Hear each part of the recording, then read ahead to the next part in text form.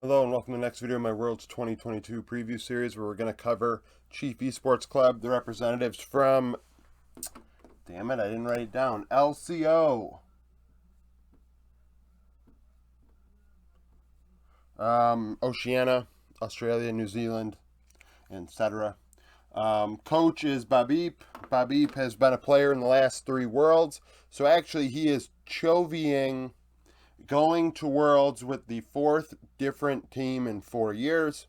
Different because he's not a player in L4, being a player for the first 3, I think Mammoth, Legacy, and Peace. And now he's here with Chief as a coach.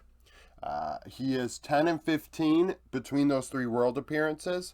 2019 out in play-ins, bottom tier, 21st through 24th. And then in 2020 and 2021, the LCO representatives made it to the second round of play-ins and actually played trying to get into groups, right? So they were one of the top minor region teams, and I think that's something we have to think about going into this event with this team specifically. Down in the description, you're going to find 3 links: Twitter, Discord, and YouTube memberships. Follow me on Twitter. Join the Discord. We have like 250 people there, usually like 50 to 70 members on at a time. YouTube memberships, $3 supports me, just gives you a little badge in the comment section, keeps the channel alive. I'd really appreciate it. And then $10 for extra content. That includes YouTube, that includes extra videos, predictions. If I, day before the games, I will do my roundup with my sneak peek of the games for the next day. And then I'll do a separate video after that where I think who will win those games. And then also NFL, American football content. Like today, I'm going to do a video predicting the against the spread and over-unders for tomorrow. Now, back to this because I kind of just threw off my whole entire chapter system and people are probably going to be pissed. But so this team is clearly the best minor region over the last couple of years when it comes to the play-in regions, not PCS, VCS, because they have seeds obviously already locked into the event. Out of the other minor regions, Chief has been consistently one of, if not the best, the last 2 years. Not only that, did I say Chief is LCO? But Chief is like a hybrid of the last 2, which we'll get into with this. I feel like if the LCO was ever going to have a chance to get into Worlds, this was going to be it. And it's going to be tough. It's tough sledding. I'm not saying it's a likelihood, but I feel like this roster is the best that they have put out. Is it still on the screen? Yeah. The best I've put out, the best they have put out in a very long time, if not ever. In top lane, you have Topoon. Topoon 3.3, 8.1, 52.5. So 3.3 KDA, 8.1 CS per minute, 52.5 KP. Lower KP than most. He is still in the spring meta, split pushing his face off. That is a thing you can do. We're seeing numbers around 60, 55 to 60, even higher than that. 8.1, that's good given the fact that he's farming on his own. He should be getting to at least 8 CS per minute. 20.8 damage share, 404 damage per minute. That makes sense as well. He's not getting into as many fights. Only one every other kill, Topoon has his fingerprints on it, right? So that is not that's not typical in this meta. Ahead at 15 minutes, which makes sense. He doesn't leave his lane. 3 solo kills, 5 champions in 7 games. Yes, this team only played 7 games in playoffs. They have been very dominant all year long. They didn't represent LCO at MSI. They lost to Order in the playoffs, but in the regular split in best of ones, they were 40 and 2. So this is a scary best of one team, actually. I think you have to respect it. I feel like if you're EG or Fnatic, you have to respect it. If you don't, you're going to end up in a situation where you may struggle. Worlds 2020, Topoon showed up.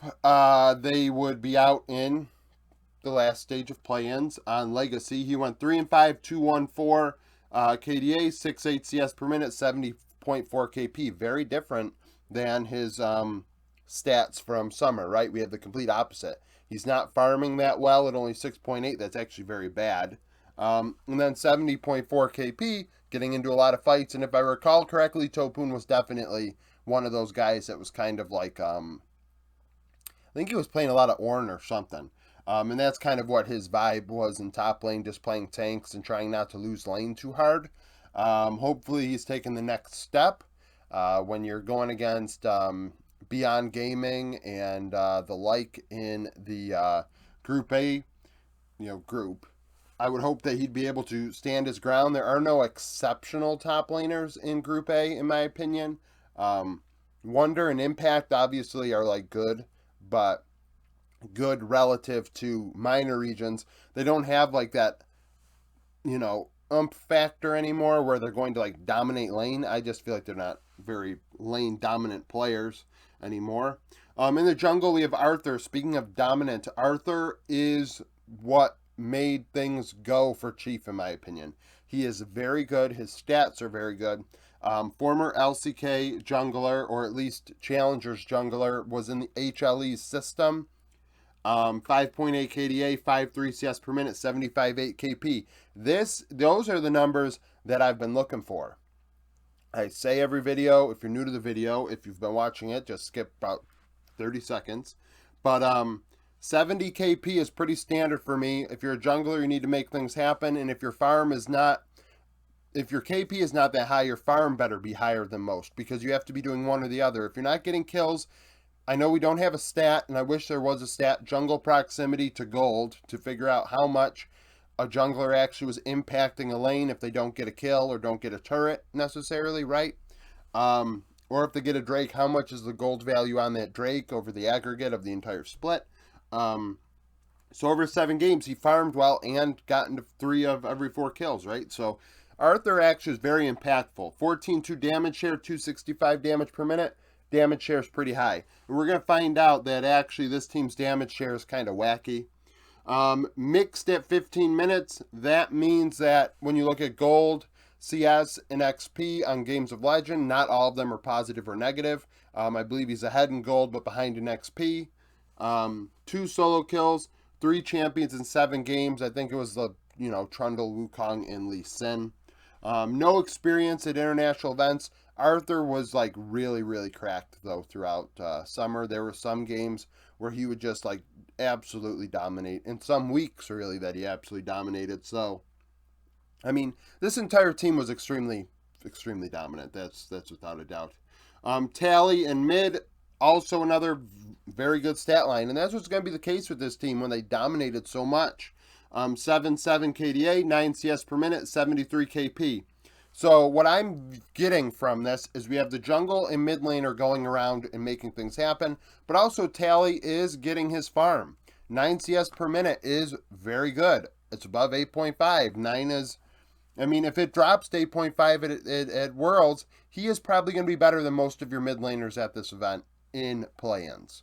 Out of the minor regions. Obviously, when we look at compared to the bigger regions, it'll be tougher. But minor region-wise, those numbers are going to probably stay similar.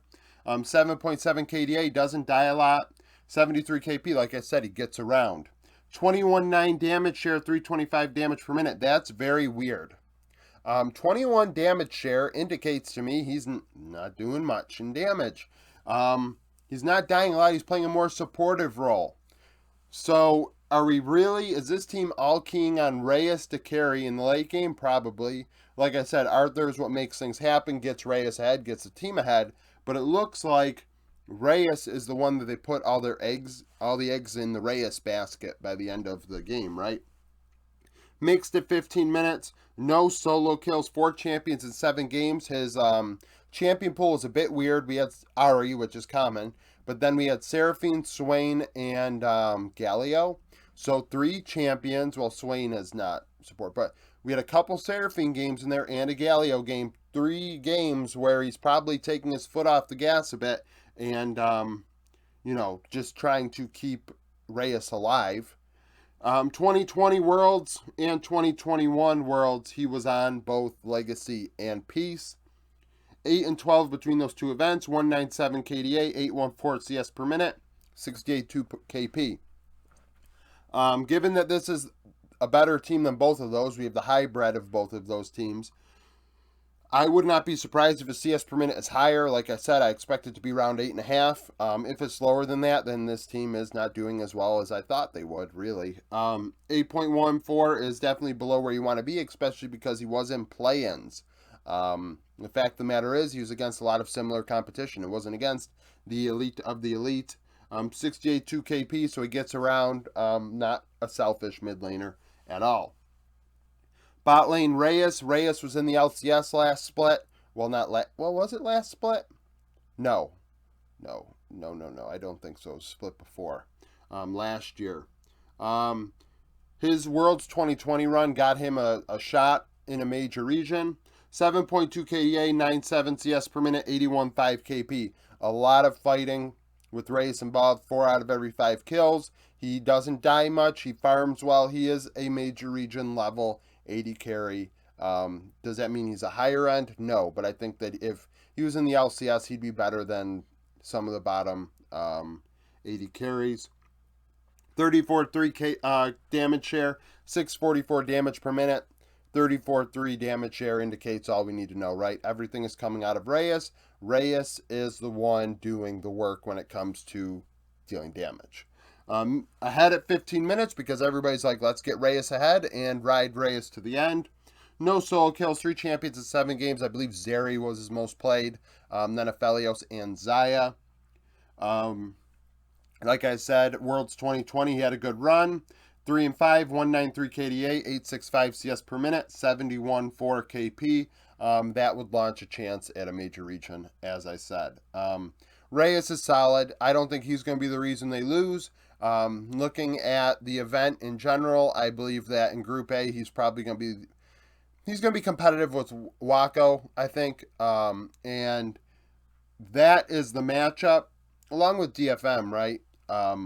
It's going to be real interesting, to say the very least, between those three. Because I believe they're all in the same group. I mean, I haven't looked at the group since I did my thing on the pick'ems, but yeah. So support Alidoric, 6.4 KDA, 90.3 KP. 1 cleared ward every 4 minutes, 1 dropped ward every 2 minutes, 4 champions in 7 games. Rakan was his most played.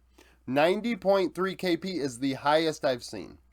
It is definitely the highest I've seen out of anybody in any region thus far. So Alidoric is very impactful. Whether it's getting a little assist or setting up a play, he is 9 out of every 10 kills. So Alidoric is not dying much in these team fights.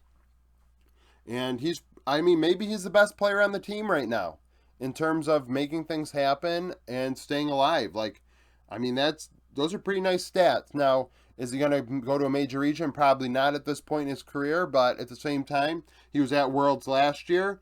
5 and 7, 191 KDA, 69.2 KP. Maybe that experience gave him experience against better players and allowed him to take the next step this past year.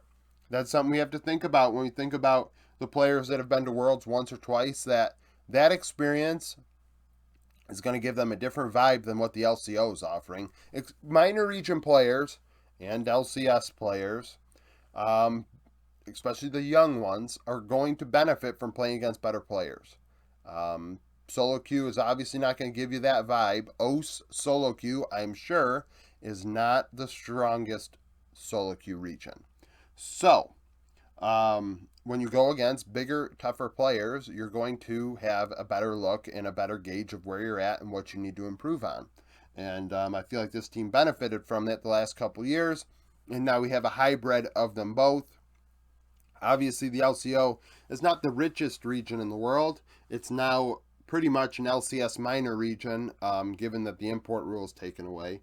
So, this is the best chance they've got. This is the best chance they'll probably have. Honest to God, it's just, and it's unfortunate because you'd like the region to be able to get more opportunity. I know I've said it before, and I think about it.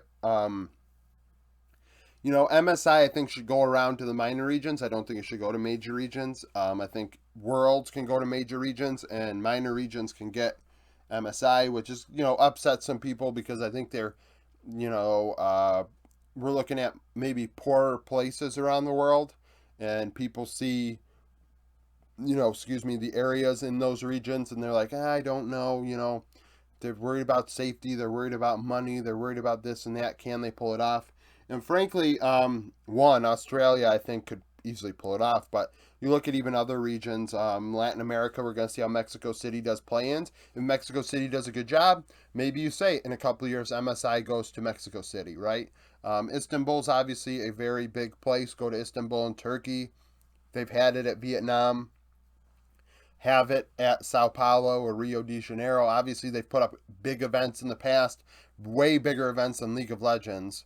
Um, so I feel like smaller regions deserve a look, and the LCO is a good case for that, because I think that influx of money and maybe putting it on a stage, they are struggling so much that even if you get a couple thousand more players, you all of a sudden have a situation where maybe there's more investment into it. Maybe some sponsors that invest into the tournament at the time for advertisements say, you know what, that was a good idea. That was not only a good idea, but good for us as a brand and a company. Maybe we want to invest more into one of these teams, or, the region as a whole. Um, I don't want to sound like an LCO spokesperson, but I think that for the betterment of League, this is a thing they should do. So comment down below with your opinions. How do you think Chief Esports Club is going to do? Like the video if you like it. Subscribe to the channel for daily League of Legends content. Like I said, follow me on Twitter, join the Discord, become a YouTube member so I can keep doing these videos, and thank you for watching.